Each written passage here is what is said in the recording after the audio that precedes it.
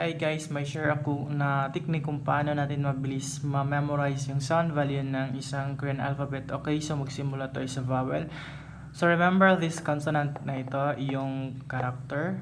So, lagay mo lang ito plus the vowel. Remember that this character has no initial sound value pero pwede natin itong gawing isang placeholder.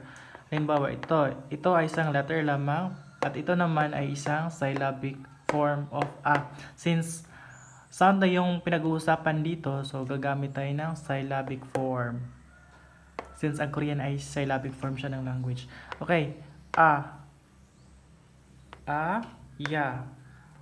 Diba, letter A. Tapos, pag nilagyan mo lang ng second count, magiging ya na ito. Followed by this I, E, Ye, O, Yo, O, Yu, O, Yo, Dito for this side,